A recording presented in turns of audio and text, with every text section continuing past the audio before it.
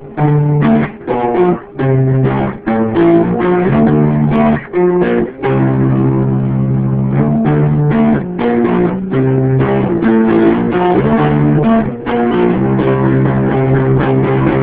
and welcome to the All About X-Men Comics podcast, where you'll find recaps and reviews of all the most recent X-Men comics, as well as previews for upcoming issues.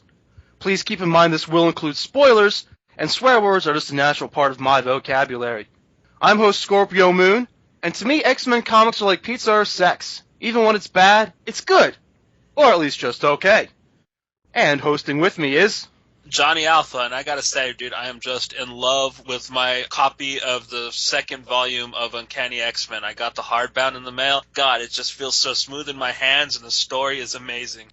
Ooh, yeah, we don't always take the time out to go back over all the different hardbounds and trades and collected things that come out. That was an especially good one. I mean, that's a great title, and those things do make for great displays. You know, maybe someday when we're bored, we could even go back and kind of review them for extra things. Yeah, for real. But anyway, we do have all sorts of good stuff very recent that came out this week. So let's dive right into All New X-Men number 19, our first book up. And let's start off the week with a solid spoiler. This issue is actually the introduction to the series of X-23. I told you so, I told you so, I told you so, I told you so, I told you so, I told you so. Maybe it's not the most monumental prediction in the world, but go back to last week's preview segment, I totally saw that one coming. Right, you did. I hope that they would have brought in another newbie for Xavier School, but X-23 is cool, and this crazy, bald, amnesiac version of X-23 that's running from Kitty in this, it's quite fun, you know, so it makes for a great issue. Yeah, obviously not the first feral character with claws to have memory loss.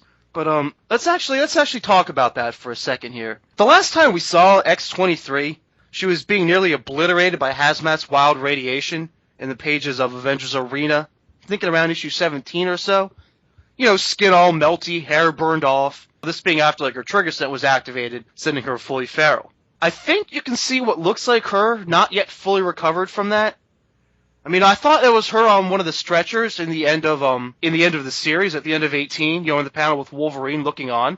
Well, they never really covered if she got found, so I think, yeah, she just ended up floating home. Or she was running around the woods or something like that. They even have a line in the book, I think, they're like, X-23 has run off to wherever, she'll be fine. And this will just be one of the things to find out later in the series, but I mean, what exactly the heck happened to her between Avengers Arena and now? I mean, did she wake up with no memory and run out of the hospital? How do the Purifiers fit into all this? Did the Purifiers pick her up and start torturing her and then she escaped from them? Or did something else happen and she crossed their paths another way? All very interesting questions, and all, I hope, get answered in some kind of a neat fashion. I really love this issue. I loved the way the past X-Men reacted to the Purifiers, which you knew was going to happen, but their lines about it, about how they've being hated was one thing, but religiously persecuted, that's something that they never even thought was possible coming from their haters, and it was just caught so vividly in this amazing issue. I mean, it almost made you cry for these characters. And we're going to get to that part near the end of this segment. But let's start back just going through the issue. You know, X-23 is walking the streets of Miami, all hoodie up and trying to keep a low profile, because she's on the run from a group of Purifiers, you know, a religiously motivated mutant hate group, and one with a lot of mutant-killing resources. This is totally a job for our X-Men, and Magic ports them in right into the middle of it all, and we get almost an entire issue of action. It splits into two stories here. After the initial battle, Contact, the team engages Purifiers, while Kitty runs off chasing after X-23. You know, being the one she should, you know, recognize the most and be comfortable with, you know, trust a bit, whatever. So the team does alright against these Purifiers. You know, there are definitely some rookie moments, but they pull together, defeat them, win the day. Then, of course, the cops finally show, and Magic is like, okay, time to get out of here.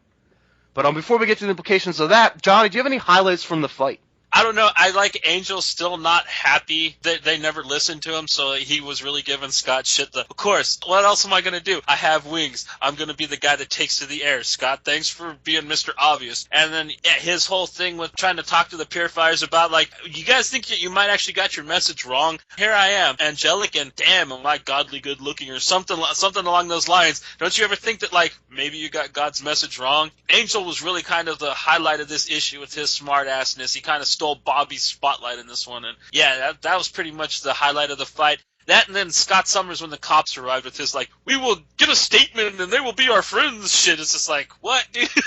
Come on, man. And there's a lot of meaning to that we're gonna get to in a minute. But for me, it's definitely Warren too. And for me, it's Warren dropping that purifier. You know, you see the look on Angel's face, and you know he's completely at ease with the idea of just dropping this guy to his death.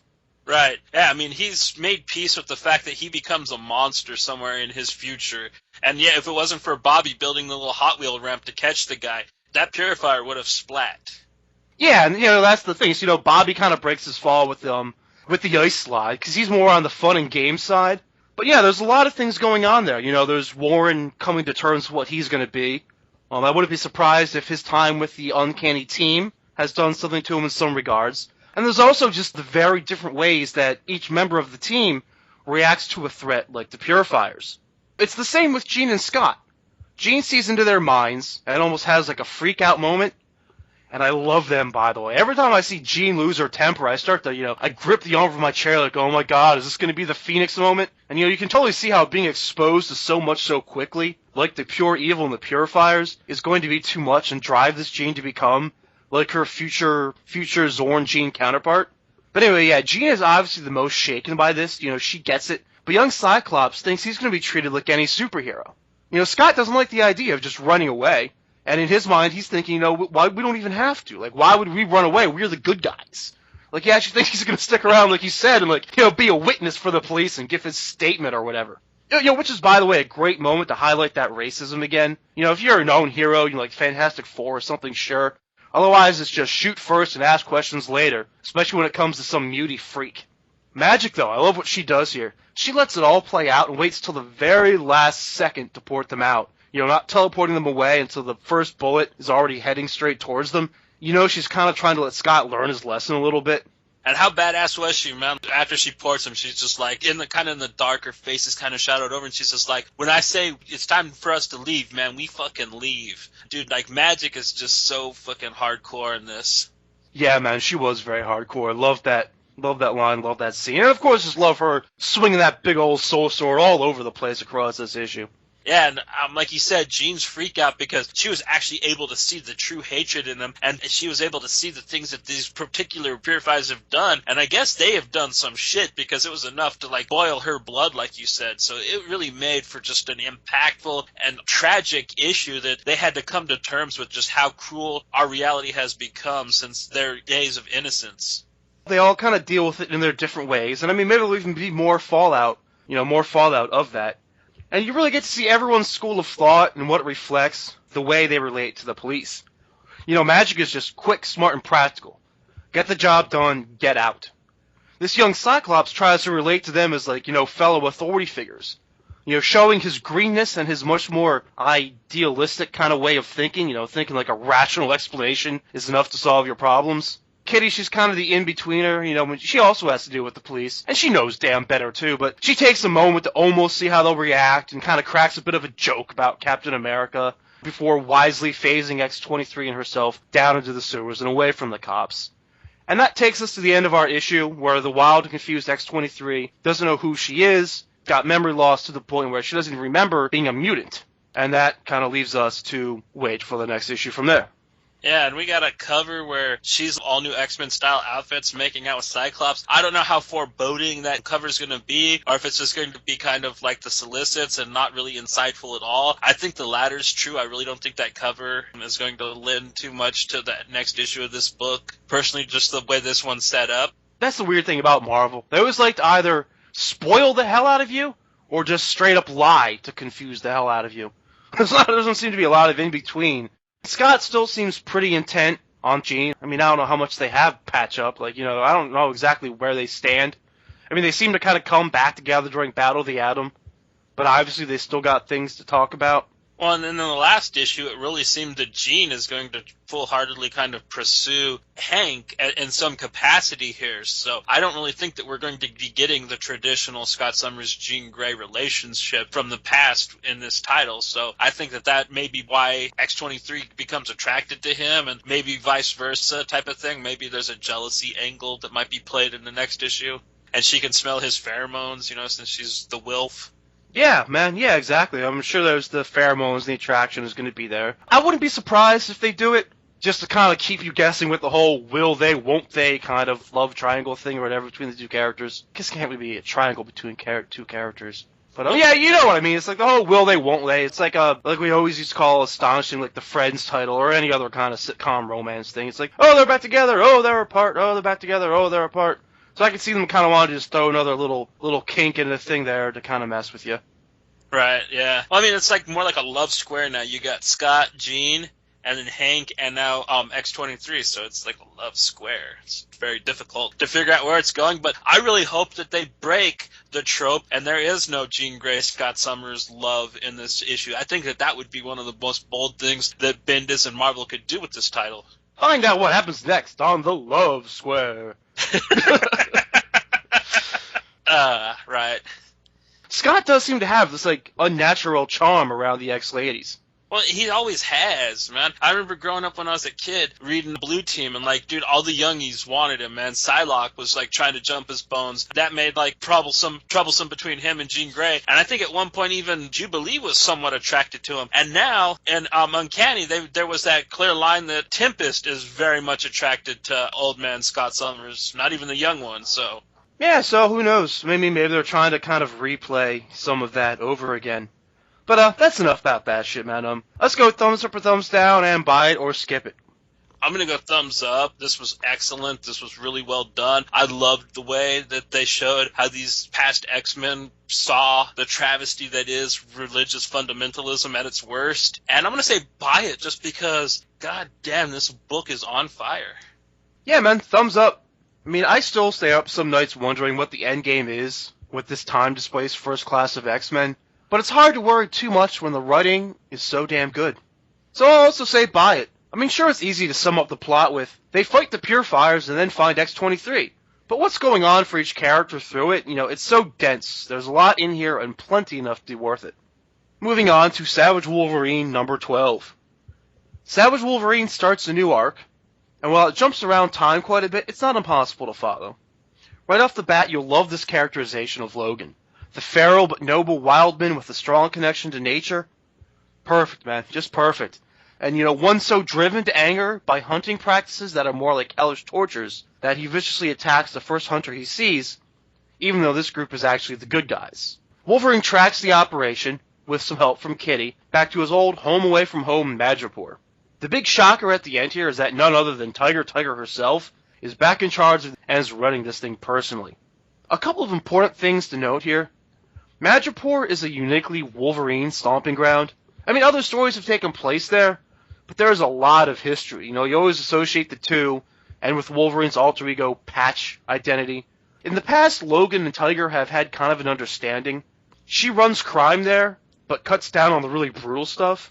That's why it's such a shocking betrayal for Wolverine to see her involved in this operation that, cuts the faces off of still living animals. Not even euthanasia, just, hack shit off of living beings. Not even to make, like, proper good stuff with, too. They make junk ivory fucking things for tourists out of it. They're not even making, like, cool stuff with it, you know what I mean, on top of that. Yeah, man. Bunch of shit jewelry for tourists. Continuity-wise, this is set to take place just before Battle of the Atom. That's why you can use Kitty and have that mercifully brief but actually kind of enjoyable scene at the Jean Grey school. Usually that place is all campy, but they have some fun with it and just kind of quickly reminisce about innocent, more fun-spirited, goofy stuff from back in the day comics. So, Johnny, what do we think about Savage Wolverine number 12? Oh, dude, Savage Wolverine is probably the only Wolverine book that's probably actually worth reading from issue to issue that's coming out of Marvel now. I loved it because, I don't know, this whole save the animals, like, conservation thing really reminds me of a lot of my elementary school teachers that I grew up with in the 90s that taught us about recycling. And now with this book, I can really see, like, Wolverine walking around telling Quentin, Quire, and Brew to not leave the water running, and turn off the light when they leave their dorm room and shit, like... It's Earth Day Wolverine. But I mean, honestly, the imagery was very shocking, especially when he finds the elephants with their faces missing. That was just fucked up, you know what I mean? So I kind of felt how Wolverine did. I wanted to kill some poachers too. So this book was really hard-hitting. It really played with some hot-button issues like black market poaching, which is a big problem in India and East Asia at this moment. So it's relevant and not to mention fun at the same time. I love this idea of Wolverine. Like, it's not always just killing. Like, hunting can also be like what he does best. Yes. He has this whole thing where he talks about getting close enough to an animal to touch it, but not necessarily having to kill it, and just the whole thing with like Wolverine being feral and more tied to nature really is just like one of my favorite ways to see Wolverine. Like the whole thing made me feel kind of sentimental for like Wolverine stories of the past. But that being said, thumbs up or thumbs down and buy it or skip it. I'm going to go thumbs up. Like I said, I really like Savage Wolverine. I wasn't too big a fan of the first arc, but since then, it's really became my favorite Wolverine title in recent years. And I'm going to go ahead and say buy this issue. It's really good. It's fucking beautifully drawn. And like I said, it's got a very relevant but fun storyline to it. Yeah, man, thumbs up here too. Phil Jimenez has captured Wolverine's voice perfectly. And while the visual art is generally bright and open, there's a lot of grisly lines and detail in Wolverine that suit the character very well. I think this is going to be an excellent Wolverine adventure. And I'm also going to go with buy it. There really isn't enough truly good Wolverine stuff out there. You could say that again. Okay, so our next book up is Cataclysm Ultimate X-Men #1. It starts off where you'd expect, I guess, picking up the pieces. They decided to make it that Pixie didn't get off of TN with the last group, so a group of X-Men led by Storm and narrated by Rogue go off to find her. They do, with a group of various mutants, and when Pixie looks up and sees Galactus in the sky, she kind of freaks out, and they're all teleported onto this tiny rock of land in the middle of nowhere. And I mean literally nowhere. And they have to fight off some living rock machine things. It's not going well, and one of the dudes from the group gets killed, one of the ones that could have helped them the most, just before Rick Jones, as a tech-suited Captain Marvel, comes to help. And that's where it ends. Now, I apologize if this comes off as the weakest bit of comic book journalism that I've ever done, but did anyone else think this whole thing was just kind of stupid? Yeah, man, it was just sloppily put together. It's like, well, we're gonna go save Pixie. Oh my god, what's that big purple guy in the sky doing there? I mean, that's basically how this thing went. And then all of a sudden, they got so freaked out that, like, yeah, we went someplace where it's red and makes no sense. And then Rick Jones shows up. I liked that it was making fun of Green Lantern. I got a kick out of that. And I thought the art was kind of cool. And I liked that this was like a rogue story. I just wish that it was written better. And I expected better from Volkov, man. I mean, he rocked at iVampires. So, I mean, this was rather disappointing. But then again, it's a 3-shot coming off of the brilliant Brian Woods DMZ Ultimate X-Men run. So I don't know how to definitely put this, but this was a lame setup to a lame end of a first issue for some kind of event. So yeah, that's kind of where I'm just gonna leave that. Yeah, man, I really would hate to think that this is going to be our last look at any of these characters, and I really wish there was some way to just leave the X-Men out of Cataclysm. Yeah, because, I mean, basically they're not going to be interacting. They're not going to play a big part. I think they're going to fight Galactus' little fucking droid things and leave him kind of incapacitated against those. Meanwhile, the actual Ultimates are going to destroy Galactus. I think the X-Men arc of this is going to be rather futile from the look of it, because what is really Rogue and Blackheath and them guys going to do against Galactus? Like, I don't know if this is a stupid idea or not, but you know how they have that one scene where, when they first all see Galactus, they're kind of like, yeah, we have our own thing to worry about. Don't worry about it. The Ultimates will take care of it.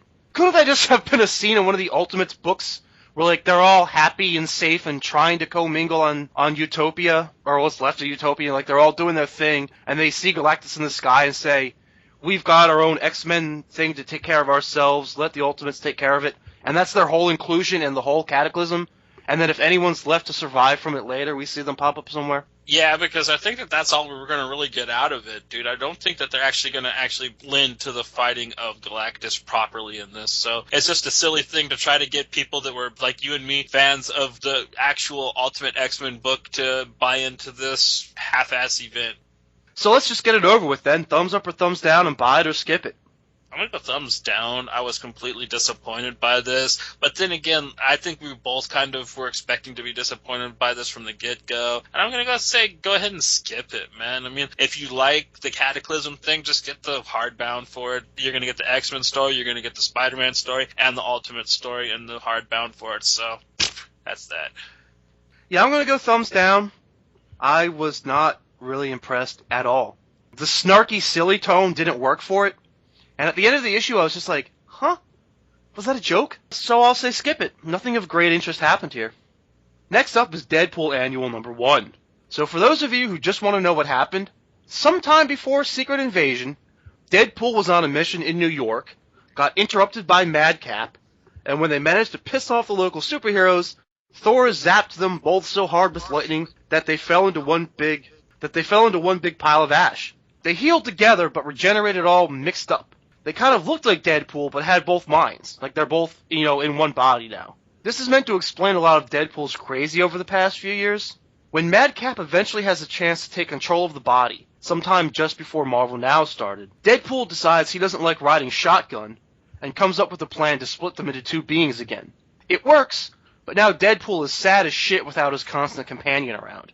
So basically, those extra little white boxes that they drew in during the previous Deadpool series, that was Madcap. Okay. This was kind of a fun little issue. I consider this A+X done right. I really liked the character Madcap. I got a lot of kick out of him. I mean, they didn't do the characters right. They wrote them really stupid. But I liked the Daredevil and Thor stuff. Thor electrocute these guys, but they're healing factor guys. You can do it. And Thor, just fucking completely obliterates them. And he's just like, they died a hero's death. A hero's death. I mean, that's silly, but I got a kick out of that, especially just that scene. So, yeah, this was, like I said, A+X done right. That's a hell of an observation. A+X done right. I guess you could kind of imagine this as being a good A+X issue kind of thing. I like that. I like that a lot. One of the things for me is that I can get making Deadpool totally goofy, but when you have to make every single other character in the book totally goofy too, it kind of doesn't work for me as much, I guess. I don't know. It was still done better than A+X. I don't want to give the wrong impression from this book. 'Cause, I mean, even just kind of listening back on what I just said now, I think I'm kind of downplaying a bit. 'Cause, I mean, I thought it was very good, and I liked it. So on that note, let's do thumbs up or thumbs down and buy it or skip it. I'm going to go thumbs up. It was silly, but in a good way, and it played with a lot of tropes and a lot of goofiness that I found fun. I'm not going to say buy it. It's got a cool cover. It's got a really cool character, Madcap, that I'm not too familiar with, and cool but silly interactions with other heroes. So buy it. It's a nice little fun read. I'm going to go thumbs up. I wasn't looking forward to an extra goofy issue, because The Good, the Bad, and the Ugly was so great and left me wanting more. But these writers did a fine job of continuing the new trend to retcon some of Deadpool's craziness, sometimes in ways that are even wackier, but serve to bring him more back down to earth at the same time. By the way, it totally worked. They got me to buy into that, technically very short-lived friendship. I mean, it was only a few pages, but I did find myself feeling all, sentimental about it. So, I mean, I'd almost go buy it, and I mean, I'm really glad I read it. But it's mostly just a pile of goofball with Deadpool getting knocked around like a Looney Tunes villain, so I'd say you could probably skip it. Now we're on to Uncanny Avengers number 14. Uncanny Avengers is pretty amazing, and pretty disappointing at the same time. The opening flash forward seems to be told from the perspective of someone who doesn't think things turned out so well, but it's a quick one that they don't want you to dwell on for too long. Then first Kang, who has been double-crossed by his children, sets about collecting an army of random supervillains from across time, as it's all being destroyed. This could make things interesting, or a little weird, and can probably be mined later to keep some of these characters around for others to use. So in case you're curious, here's his team. He's got Strife, May Parker Venom, Doom 2099, Arno Stark, Ahab, Magistrate Braddock, and a Deathlock. Meanwhile, we have a classic example of how this Unity team is just not on the same page. Scarlet Witch and Wonder Man look like they've been corrupted into helping the Apocalypse Twins evacuate all mutants from Earth, destroying it in the process, but they're actually using a similar spell to transport an army of mutants to this location to take on the Twins. Now, we all know Rogue has a pretty hard mat-on for Wanda anyway, and she's coming armed with Wolverine's powers, intent on killing her to stop this. Rogue charging in dramatic fashion, all forward march with Wolverine-style bone claws, is just a damn cool comic book thing to see. And as she reiterates her anger about the events from Decimation and AVX, it kind of mirrors some of my own misgivings about these stories, especially the way that it's just done some weird things that you can never come back from, but it also just summarizes her perspective of them really well. After being embarrassed by Dakin, Wolverine is on this new non-lethal violence kick, but he can only watch in horror as Rogue first guts Wanda, but then is speared and skeletonified by the Grim Reaper Horseman. I can't help but feel like some of these characters are going to get a mulligan on this one. I think there's going to be some kind of time redo trickery and possibly some other things going on here. I mean, maybe Rogue can also just kind of like heal back with Wolverine's powers from that. Yeah. But anyway, as the comic ends, Wonder Man and a dying Wanda merge and presumably finish the spell, fading to black for our cliffhanger. Johnny Alpha, what are your impressions of this issue? I really liked it, man. It blew me away. I think mostly just because, like you said, some of the great characters. I'm a huge Earth X fan, and to see May Parker Venom show up again was just epic. And Doom 2099 showing back up, because I'm also a 2099 fan, was just so cool. And just cool uses of fucking just obsolete and unknown characters really blew my mind. Not to mention, Wonder Man died, dude. You know, fucking, that's awesome. I'm so happy. And Rogue is going to come back to life. Like you said, she has Wolverine's powers. Wanda's not dead because she absorbed Wonder Man. That motherfucker is disintegrated. I'm so happy. That's all I got to say. Yeah, man. Yeah, we've been talking about that one for a while, so. They are picking some great things to mind here, and all the, the interactions between whatever characters they choose to highlight in the issues always come up really well. That, and like you said, Rogue was just so awesome, and I really wanted her to stab Wanda. You know, I don't like Scarlet Witch. She caused the decimation, you know what I mean? I'm on Rogue's side. I liked her whole thing, like, Wolverine did tell me not to kill any people, but I don't think he meant it, you know what I mean? I think he really wants me to stab her. Just the way she, like, went ahead and made it okay in her own head, try to sell Sunfire on it, too. Just like, yeah, man, he would have wanted this, you know? God bless him, you know? I'm gonna kill her. Yeah, you gotta read between the lines. Decode the message, what did he really say? Right. I have to admit, I do love when characters in general just go violent. Right. So all that being said, thumbs up or thumbs down, and buy it or skip it.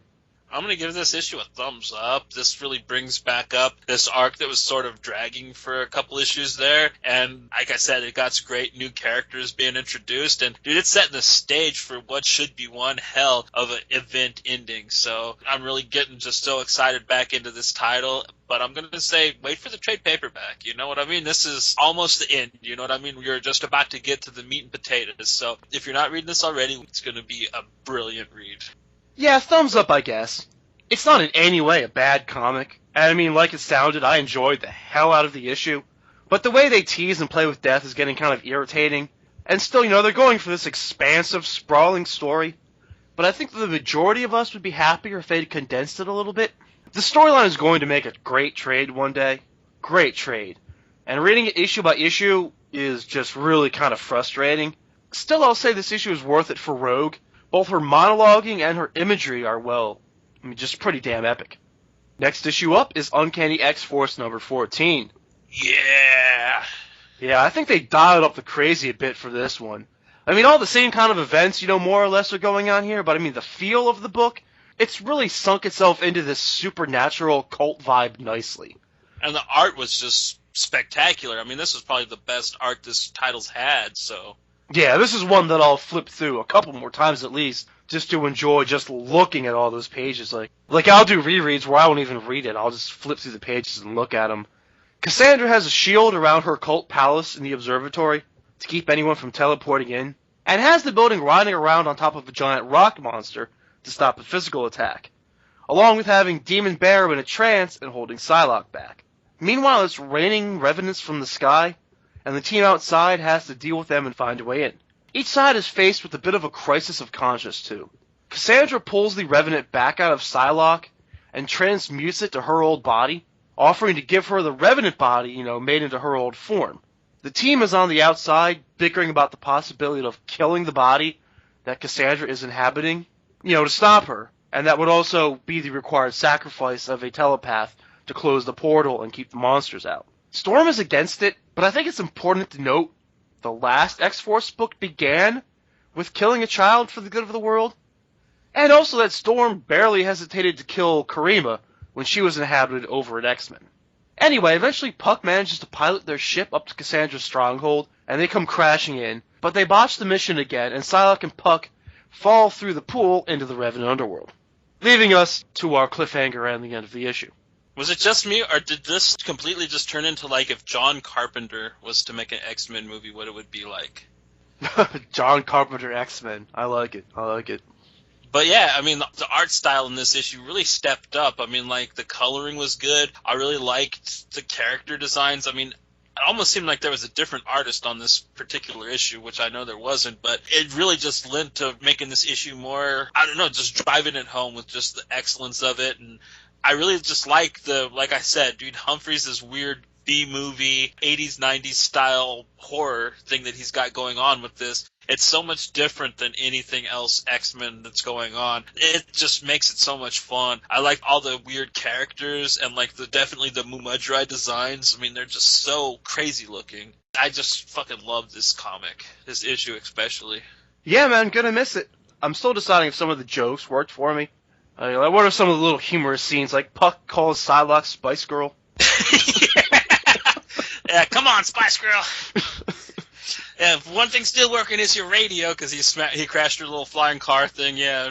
I don't know, it's kind of cool having Puck in a team, you know what I mean? He was just kind of like a lame little Canadian, you know, but they really pulled him out and made him interesting little character in this. And as far as the ending, it's not deadly cliffhanger-ish, because, I mean, come on, technically, if the window is open right now, then can't Psylocke and Puck just jump right back through it? Right, and like Psylocke was telling Cassandra, man, I ain't scared to die, bitch. I've been dead once this decade, you know what I mean? Go ahead and kill me. I'll just come back. I'm an X-Men. Yeah, that was another cool line for it. It's like, why do you think I have a different body in the first place? I'm practically unkillable, bitch. So that was pretty cool. Well, I mean, maybe that'll be a thing in one of the next issues though. Like maybe they'll have to debate whether they close the portal before Psylocke and Puck can make it back from the Revenant Underworld. They got two choices of what telepath to kill. They can kill Psylocke or they can kill Ginny. And I'm pretty sure they're not going to kill Psylocke, but yeah, that's what they're playing with. Well, Hammy, what if they have Psylocke die, but then have her mind inhabit the Revenant body? Then she can die and still be alive, right? I suppose have her come back as the white Psylocke, though. I got so used to her being a hot little Asian chick. Damn. Well, I mean, the Revenant body can be transmuted back and forth between, you know, Asian chick or white chick or whatever. I mean, I think that's kind of play-withable. I mean, I kind of have a hard time imagining that someone really has to die out of this. There has to be some way around the whole kill a telepath thing. Right, yeah, I mean, we'll see. That's basically the way that Bishop sees it going. So, I mean, and Bishop's batshit crazy, you know what I mean? Especially in this book, so there's probably some kind of, like, yeah, backdoor scenario. But, yeah, thumbs up or thumbs down, and buy it or skip it. I'm going to go thumbs up, man. This is just a great read all around. Great art, just so different, so much fun. B-movie sci-fi X title. But I'm going to say get the trade because we're wrapping up the story arc, and if you're not reading it, it's not going to make any sense. So, yeah, wait for the trade. Thumbs up for a slick, shiny comic with lots of purple coloring and mostly cool color spectrum visual art. They pull off the vibe that they're going for perfectly. It's a neat comic. I liked it. But you could probably get away with skipping it, especially just plot-wise. I don't think they really made the most out of the pages. Next up, though, is Wolverine and the X-Men Annual #1.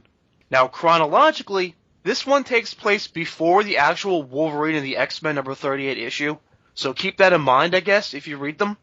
So, for everyone who petitioned Marvel for a whole comic about Kid Gladiator, you got your wish. Pow pow. It's kind of funny that his Imperial Guard War School is actually boring compared to the Jean Grey School. I'll give him that. You know, the Jean Grey School, which is constantly being attacked and has a headmaster that threatens to cut you down, literally with his claws. But Kid Gladiator does finally get the action he's looking for when the Infinity event comes calling, bringing space battle as a housewarming gift. From there, he has one of those defying me was the test kind of moments with his father, goes on to inspire a group of smashers, hangs with some A-list Marvel heroes to make some cameos in the issue. But honestly, from the reader's perspective, it's pretty much all just same shit, different school.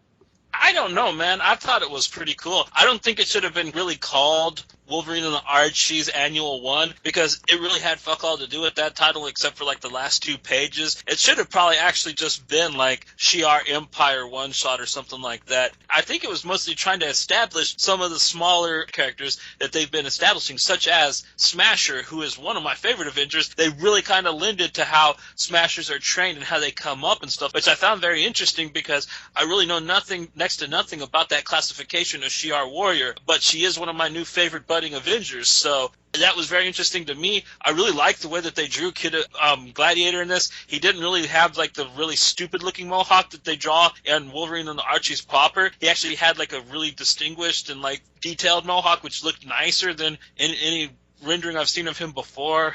I really liked the interaction between him and his dad. This was quite a fun little issue for me, all the way around. I'm not really too big of a fan of Marvel Celestial books, but dude, this really got me interested in, and I've been wanting to read Infinity for a while. I've just been waiting for it to finish up so I could just get the trades for it and go through it, because I hear it's a very widespread and complex read. So I think it would probably be bupkis to try to read it issue to issue at this point. So I'm just going to wait for the trades, but this was a nice little window inside of it that's got me more excited for it more than ever. Yeah, man, that's awesome that you got a kick out of it. Personally, I really like stories where people realize how good they had it, get all sentimental, and then find out that they can go home again. Like they did with the two schools. Like, I really do like stories like that. So even though this tie-in annual seems, it seems kind of pointless, all things considered, at least for this series, I kind of give it a pass for that reason. To boil it all down, I think it's really exactly what you would expect out of this Wolverine and the Archies version of the X-Men, but in space with Kid Gladiator as the main character. Like you said, though, I think the visual stuff works a lot better for what they were doing in space with this. Just as an aside, though, is there any point in giving this annual a number 1, seeing as the series is ending and there won't be any more anyway? Could they just call it like a Wolverine and the X-Men annual 2013? I suppose, but like they've always like numbered annuals, I guess, or they have is in recent times. So I think that if they just didn't do it, it would make no sense. It would just look so weird on the shelves type of thing with all the other annuals. So they just went with it for aesthetics, I guess. So do you want to go thumbs up or thumbs down and buy it or skip it? I'm going to go thumbs up. I had a bit of fun with it. It was definitely probably one of the best things that ever had the Wolverine and the X-Men logo on the cover of it. I'm going to say go ahead and buy it, man. If you want like a cool little Celestial story about teenage angst, you know what I mean? It's fun, and like it was cool that it's finally something that's not fucking about Quentin Quire with the X-Men and the Archies logo on it. So, yeah, just go ahead and give it a look if you're so inclined. I'm going to go thumbs down, mostly because I just personally didn't care for it. And I'm going to go skip it. And my reasoning kind of goes back to something that you brought up during one of your comments on it. So, feel free to comment again if you want to when I'm done. But I think, like the Deadpool annual, it kind of exists for only one real reason. Deadpool retcons something that isn't used anyway anymore. And they just kind of want to, go back and, make that seem kosher for the rest of their series. And to me, this just kind of seemed like this was just because the internet would explode with plot hole accusations if there wasn't a clearly shown reason as to why Kid Gladiator was back on Earth. So it's like, there you go, Kid Gladiator fanatics. You got your excuse. Are there such a thing? Yeah. That's my response back. Is there such a thing as a Kid Gladiator fanatic? Apparently, he got a whole annual dedicated to himself and why he's going to be back in the pages of Wolverine and the X-Men for all of a handful of issues before it ends.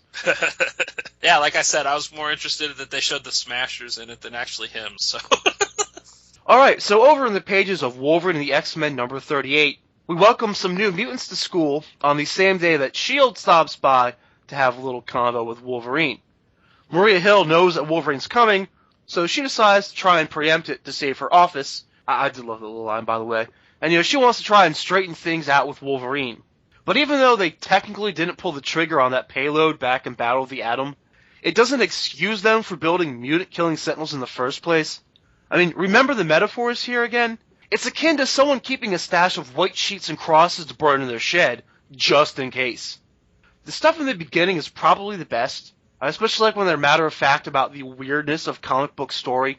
I think whenever they do that, it makes a great rundown for the uninitiated, and acknowledges the importance of past events.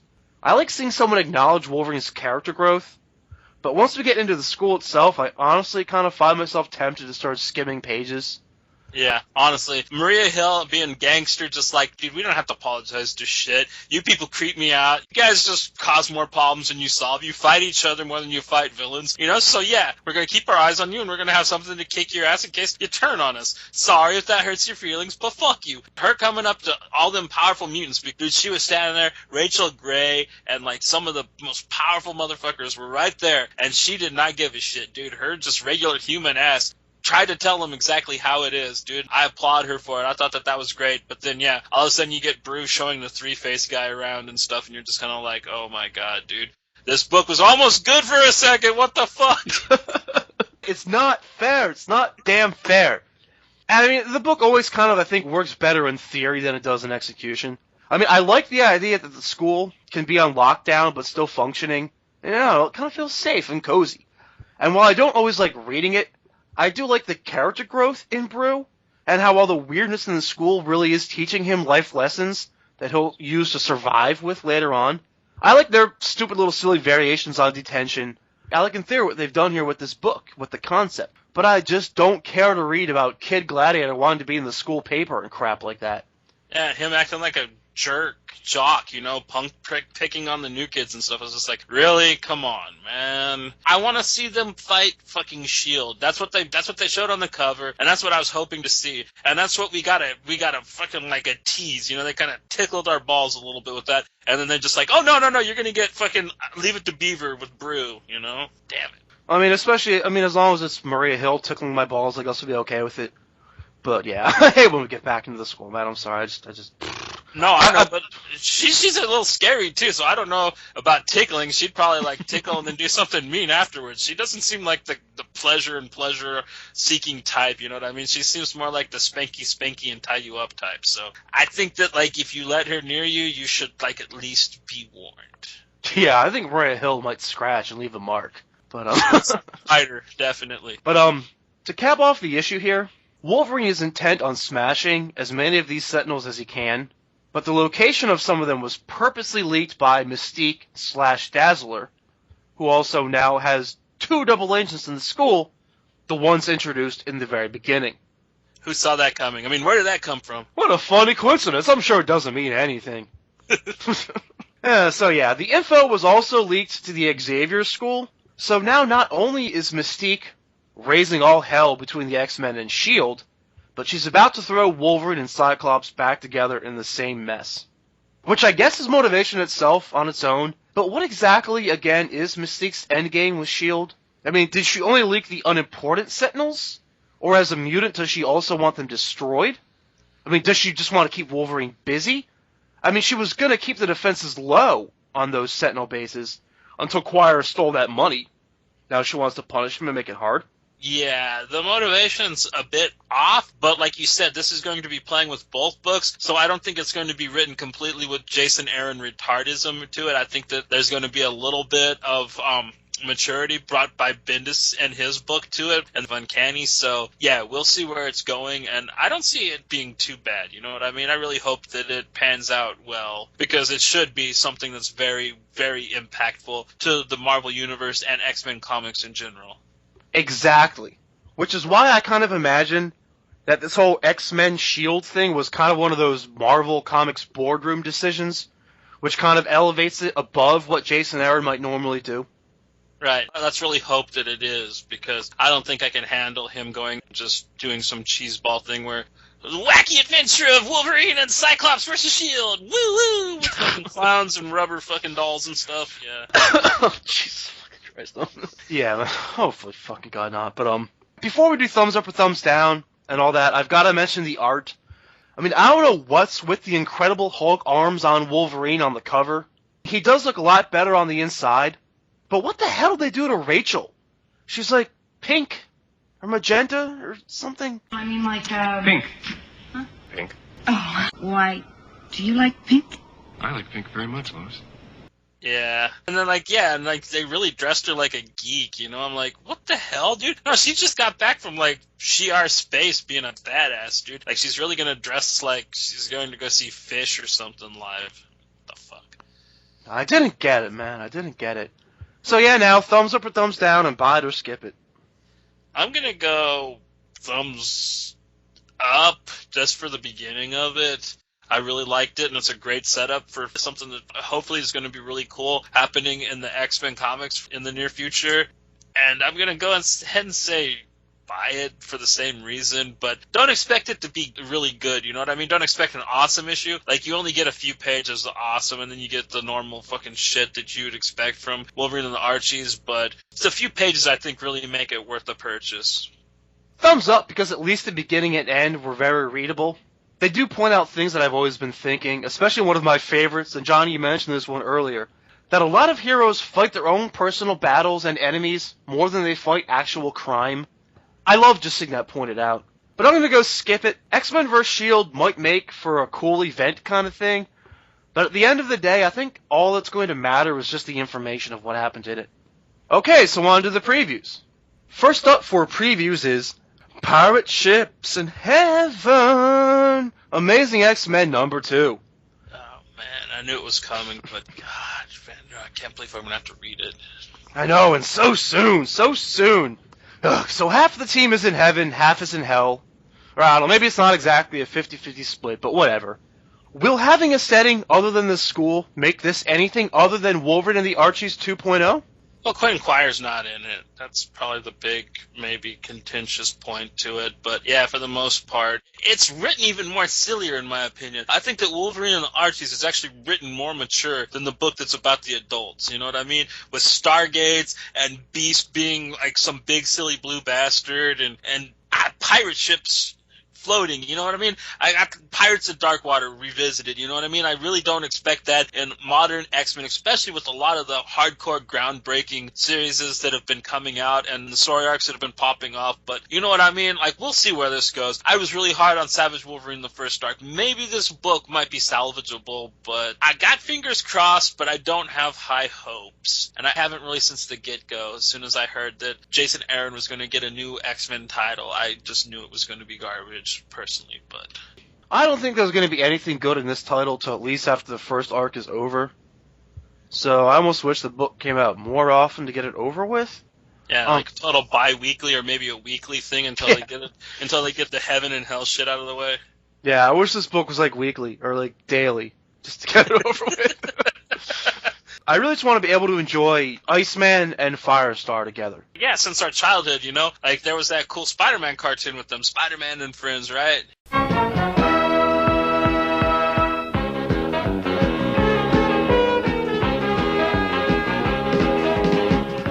Spider-Man and his amazing friends, Iceman and Firestar. So them teaming back up, and especially since Firestar's going to be wanting to suckle on Iceman's otter pop, you know what I mean? Like, yeah, that's going to be some nice interaction between them. Not to mention Warbird's unapprovingness because obviously she believes that Iceman belongs to her, which I think that the book should actually just be about that. You know what I mean? Fuck the pirate ships. Bring Nightcrawler back, just like, hey, dude, he's alive again, you know, do the Claremont, and just do the book about Iceman and his love triangle. That's the most interesting thing going on in this title, in my opinion. Yeah, man, make it, what's gonna happen next week on Love Square? Tune in to Wolverine and the Archies 2.0 to find out. Well, there's always been so much of that in X-Men. I mean, like I've pointed out before, X-Men was basically the original soap opera on paper, you know what I mean? And I've always enjoyed it for that. But, I mean, it's usually done with a little more maturity and a little more, I don't know, je ne sais quoi than what the fuck Amazing X-Men's doing. Aside from Ed McGuinness's art, which is gorgeous, by the way, this title has nothing going for it. People are too quick to call anything with any little bit of drama a soap opera. Like, that's actually probably one of the most overused accusations that I've recently seen in comic book journalism. But, no, it totally applies here. Yeah, this and, like, Walking Dead completely deserve the term soap opera attached to it, in my opinion. Oh, yeah, especially Season 2 of the show, or the prison arc in the comics. Like, that was all just about the hookups and the relationship drama and blah, blah, blah. Anyway, enough on that. Let's go on to Deadpool number 20. Yeah. You know, I'd kind of railed against the annual for, like, not giving us progress after the last arc. And I don't know if this one will either, because Deadpool number 20 is a flashback issue, which is a little disappointing to me. Once again, you know, after all the character development we've been treated to, I really want to see the thing move forward. But on the positive side, it's a single issue story. I always see that as a good thing. And knowing these guys, they're probably going to bury some important tidbit of info in there somewhere. This book, as much as it's progressed to almost being a mature Deadpool title, it shuffles back and forth between silliness, especially that second story arc with Luke Cage and Iron Fist where they were after the White Pimp. I mean, that was hysterical, you know what I mean? And, like, it wasn't Danny Way silly, but, I mean, it was quite a bit different than the Good, the Bad, and the Ugly arc. So, I mean, this book is going to shuffle back and forth from being hysterical to almost being heartbreaking, I think, is what they're really trying to get with it. So, and I mean, I applaud them for it. It's very bold to do with Deadpool because we had Danny Way for like years and years, and all he did was focus on the silly. Even if it's silly versus more serious or whatever, the thing that I'm more just a little bit concerned about is the fact that it's a flashback. And the whole thing's going to take place in like the 60s or something. Where I really just want to see the current story progress. But like you said, I'm pretty sure it's going to have a nice little kernel of information that pertains to where they're taking Deadpool in this. So, I mean, like, maybe the flashback will be something that you might find more interesting than you thought. Yeah, man, totally. And one way or another, I am really glad that, just like the future X-Men Brotherhood, we were crazy enough to bring Wade onto the team. So I like talking about these Deadpool books as one of our X-Men thing. Yeah, me too. Well, he belongs, in my opinion. I always thought, at least. I mean, he's not a mutant, he's a mutate, but, I mean, it's the same thing. He was, like, made a mutant, so... And what the heck is the difference anymore? I mean, practically half the mutants nowadays technically are people with Phoenix powers, and then there's going to be the whole inhumanity thing with the Terrigen... Was it Terrigen or Terrigon? Like with the Terrigen mist coming down and activating all these supposedly innate Inhumans or something? Yeah. It's going to make for interesting story arcs with different aspects. It's not just going to be, I don't know, like I said, it's going to be something new, which I'm all for, you know what I mean? Like, I'm not a nostalgia fan. I don't want the same story over and over again. Please evolve these characters, and I'm really happy that they are. So bring on the Terrigen mist. Or Tarragon, or whatever it is. Bring the mist, damn it! Whatever it is. Yeah, it just sucks that we don't hear enough of these things out loud, I guess. Like, actually, I was watching something the other day. Like, we always say Dakin, but apparently I heard lately that it was actually supposed to be pronounced Dokken. Like the butt rock band? Then it should be D-O-K-K... or however the band spelled it, was D-O-K-K, because they or Dokken? Yeah, the band from the 80s, the butt rock band, they were Dawkin, but, like, there was no A in that, you know, like, Dakin's name was spelt, like, so, I mean, like, whatever, man, fucking Hooked on Phonics worked for me. But anyway, our next book up for previews is Phantom X Max, number 3 of 4. Loved the first issue, thought the second one was good, but didn't quite like pick up where I wanted it to, so hopefully when issue 3 picks up where we left off, you know, obviously, with Phantom X surrounded by sea monsters, you know, it'll be another really, you know, step forward issue. From what I think we're being promised, something even crazier than what we first expected to see down there is going to be down there. Like, you know, Phantom X went down there to look for the last key or whatever, but I think there's going to be something even more wild down there. At least that's what they say.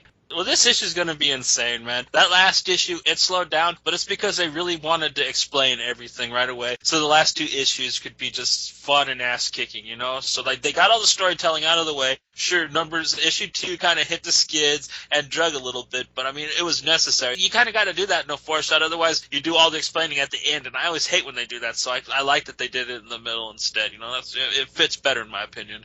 Yeah, long-term storytelling, having a plan. I think something really wild is going to happen to Eva, too. Cool. Maybe it should be made into a real boy, all Pinocchio style. I don't know, maybe that would work.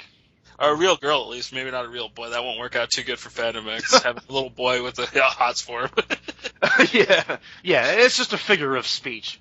Right. Yeah, I get you. I mean, who knows what the hell it's going to actually mean or come down to, but that's what they promised us. Something crazy going to happen with Eva. I mean, one way or another, I am really looking forward to Phantom X Max number 3 and expect it to probably be one of our top books next week. Right. Which will also include Long Shot Saves the Marvel Universe number 3. Does this book come out every fucking day or what?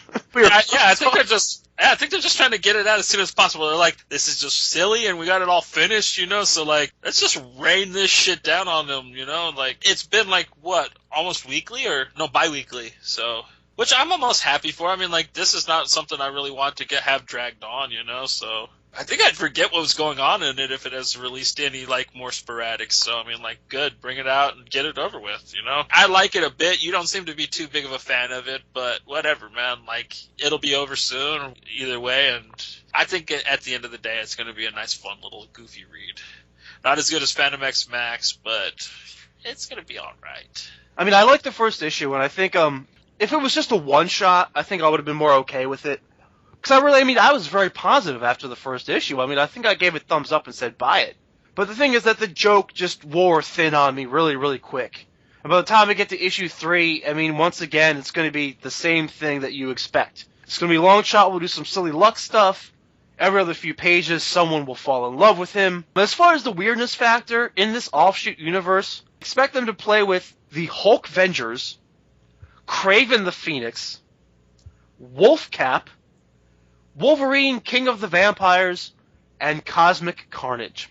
That's cool. Wolfcap. I haven't seen him since the 90s. That was like one of my favorite Cap story arcs, so that'll be kind of neat to see him again.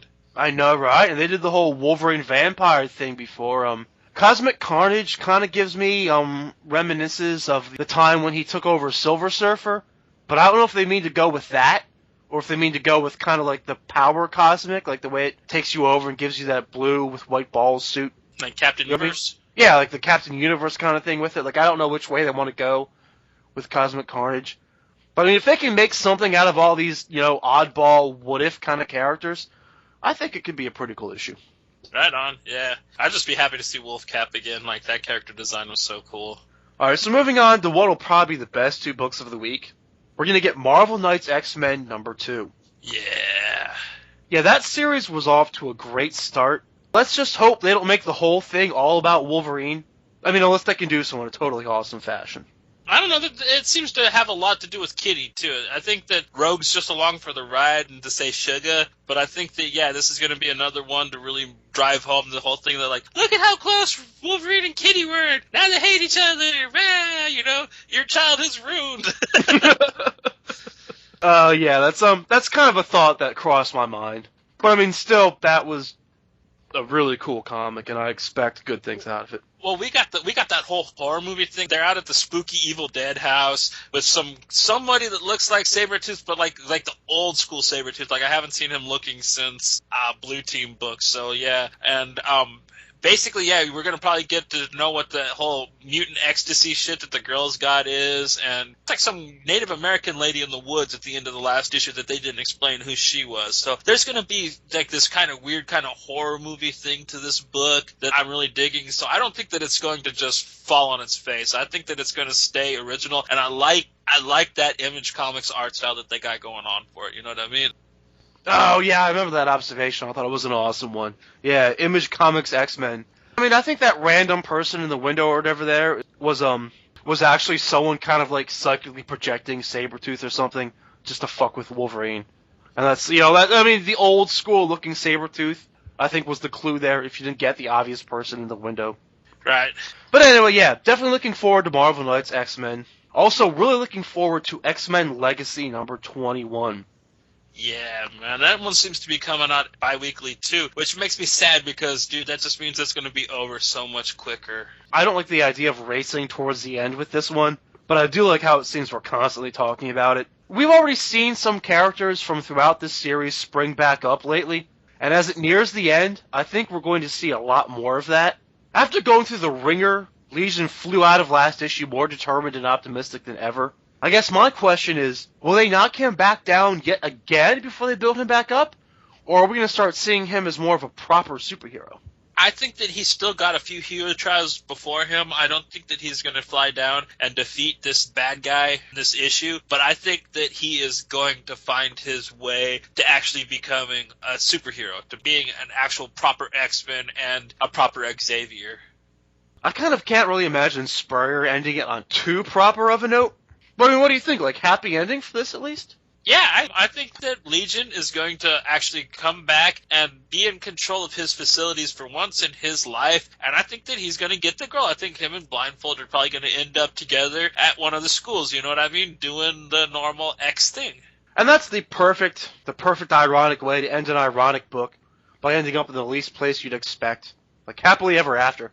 Wins the day, gets the girl, yada, yada, yada. I'd love it. Right. I don't see them killing him, you know what I mean? I don't see them smacking him back down to where he's insane and they're going to have to put him in stasis because he can't keep his brain in check. You know, he's got too many things in there that just take over and go wild. You know, he's actually been able to lock it all down and link it all together to become this one ultimate mutant, you know what I mean? So I really think that they're fashioning him to become one hell of an X-Man. Or maybe their best villain ever. They might go that route. That might be the only unhappy kind of ending that they'll do, is like he might become like the best new arch that they have. Oof, I could see that too. Alright, so shall we spike the punch? Yeah, fucking spike it up, bro. Oh, yeah! Spiking the punch is a segment where Johnny and I each pour a little variety into the already delicious concoction that is our podcast. Johnny Alpha, what have you got for this week? My spiking of the punch is... guess what? It's an Image comic book, but this one, it harkens a little bit close to X-Men Home because it is written by none other than Rick Remender, friend of X Titles. He's writing Uncanny Avengers now, and he wrote Uncanny X-Force in the past. But this book is Black Science, which I just fucking fell in love with, dude. This is basically a heavy metal serial put into Image Comics. Art's vivid, just gorgeous. Reading his narration, you know he's screwed up, and everybody he knows and loves is in danger, but you're not really clear as he's being chased by these crazy kind of fish-looking people. His friend Jin gets smoked by one of them, and he ends up at this temple with these crazy blue frog fuckers that shoot lightning out of their mouth, which is really, really kind of crazy. And then he ends up finding one of the fish people being tortured and enslaved and probably going to get raped and eaten by the frog people. So he decides to save her and runs out, and the fish people that killed his friend and were chasing him at the beginning befriend him and help him escape the frog people by bringing one of the fish people's wives back out. And you end up finding out that how there is black magic and a lot of like the Hellblazer type comics. In this, there is such a thing as black science, which this guy and his friend dabble in, which is the science of the devil, which is a very interesting concept that I've never really heard of before, which I really dug. And then basically they found a weird way to jump dimensions and stuff, and like he gets back and he needs fresh water. Otherwise, the time travel device is going to overheat and just obliterate all the other people, which he gets back and you find out that there's interns, there's a boss, and his kids are also along the ride with him. And just when you think that they're going to teleport home, bazoom, they go someplace else where they find out that the homing beacon that was supposed to take them back to our Earth has been sabotaged, and they end up on this planet where it seems that there is a UFO invasion just blowing the world to shit, and you're just stuck with the intrigue of how they're going to get out of this situation and what exactly is going on with this book. And like I said, I just am fucking in love with this title. The art, the story, just the heavy metal magazine feel of the whole thing, dude, just brilliant. It's all in the title, man. Black Science. I love how it's technical. I mean, like, you know, with a car, like a car radiator needing coolant. You know, I like hard science fiction. It's a hell of a comic, man. There's a lot to like here. Like you said, sci-fi, interdimensional and all that. They drop a reference to parallel universes. Or I mean, like the parallel universe theory. You know, the one where like every choice, every possible thing sets off a new tangent universe? Which intersects many other quantum realities. What do you mean, quantum realities? For any event, there is an infinite number of possible outcomes. Our choices determine which outcomes will follow. But there is a theory in quantum physics that all possibilities that can happen do happen in alternate quantum realities. And they also drop in a bit of a quote from a famous astronomer, Carl Sagan. So he's done a lot of non-fictional, you know, scientific studies and stuff like that. But he also wrote the book that inspired the movie Contact. Well, and he was also a very huge believer in the ancient astronaut theory and interdimensional and extraterrestrial beings. So Sagan was one of the probably most brilliant astrologers that we've ever had. But he was also very interested in the etheric and what's considered science fictional belief systems. He was a very interesting character, so it was really neat that they used him as a reference point in this book.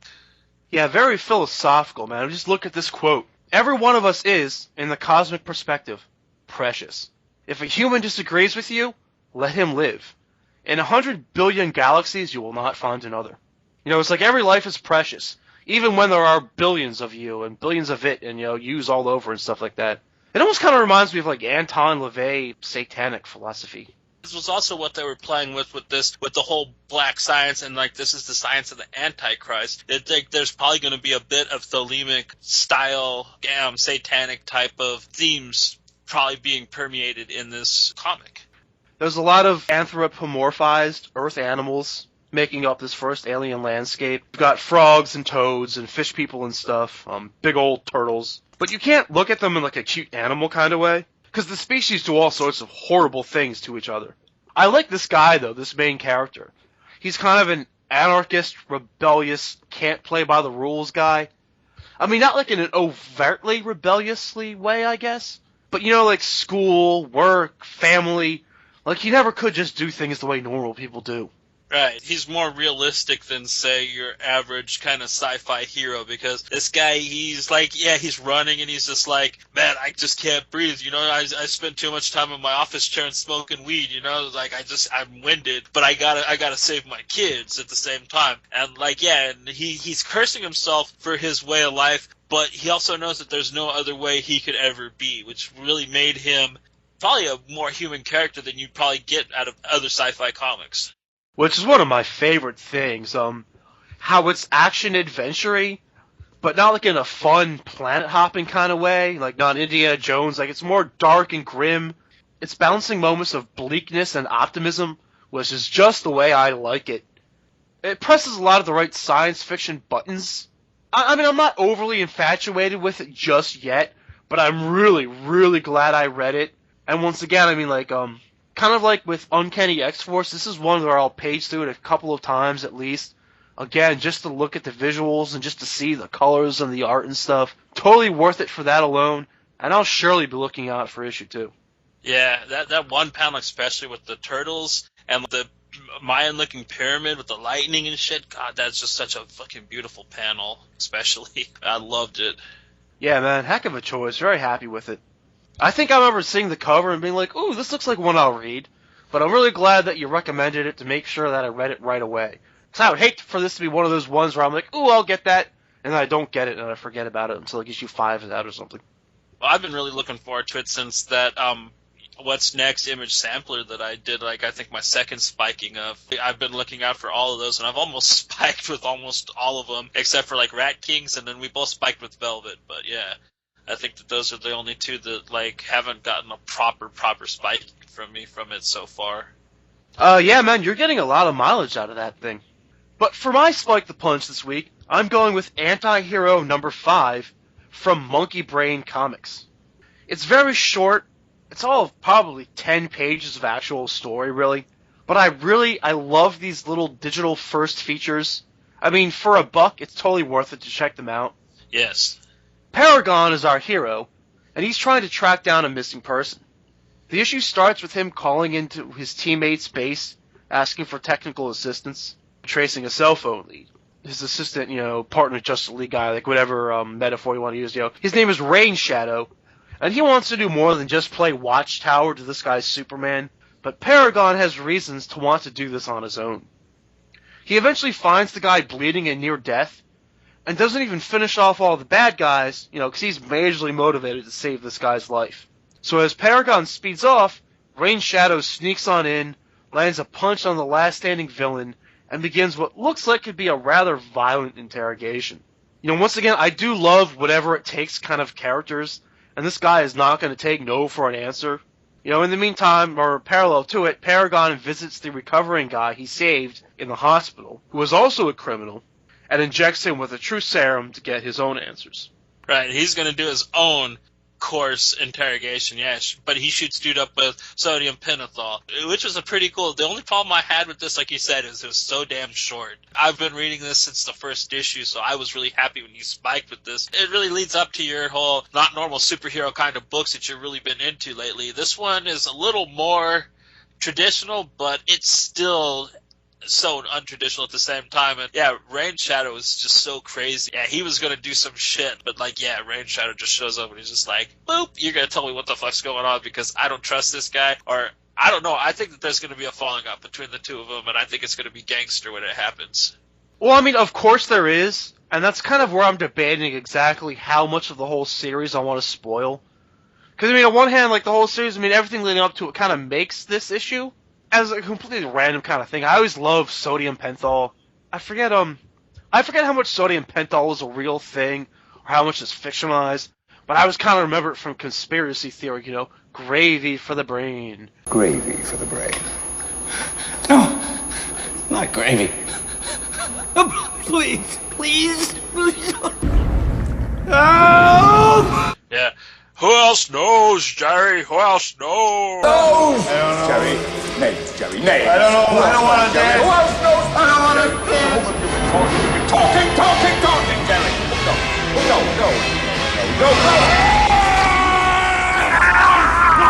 And then, yeah, Mel Gibson bites Captain Picard's nose. Now he knows! It's such an epic film, so yeah, dude, I'm glad you brought that up. So yeah, there's always that. That always presses one of my buttons right there. I mean, what I just described, plot-wise, as far as the breakdown or the recap, that's the issue, but that's not even the half of it. This was actually my first, and it left me curious enough to go back and read the whole series up to now, which was obviously quick enough to do, but I actually see that as a strong benefit.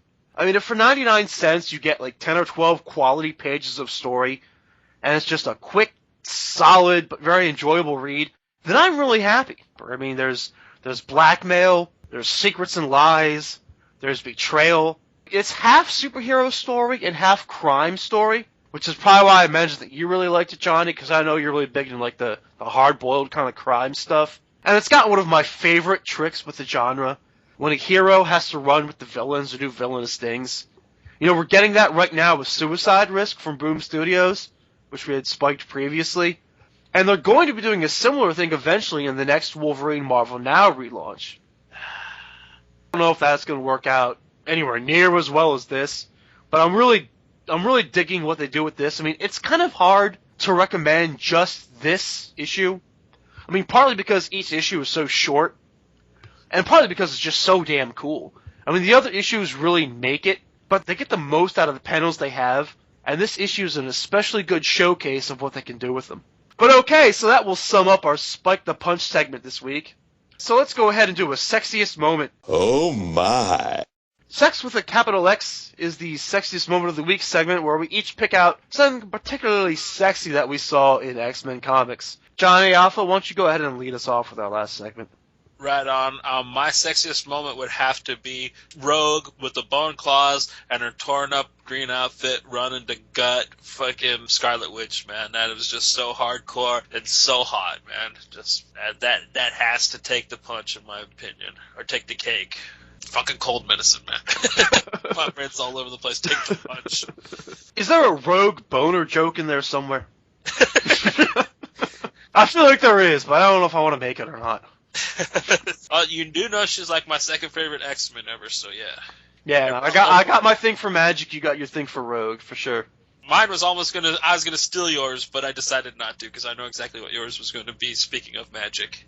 Well, actually, I kind of fooled you. I was going to go for Magic swinging that giant soul sword all over the place in all new X-Men, because, that was probably, like, my favorite visual panels out of anything. But I think the sexiest thing I saw this week was when Kitty was chasing down X-23 in all new X-Men number 19. The dedication it takes to help someone, even when they don't want it, like, no matter how hard they make it for you, that kind of loyalty is very sexy. Right, I guess. Yeah, you totally did a 380 on me, man. Damn. Okay, so that does it for the show this week. Please remember that our new favorite home on the web is on Facebook. In fact, it's www.facebook.com/allaboutxmencomics-podcast. Please come by, maybe throw us a like, put down a couple comments, and just hang with us, because I really do want to build a large community of X-Men fans who I can share my awesome passion for this hobby with. In the meantime, keep reading X-Men comics, and we'll see you next week.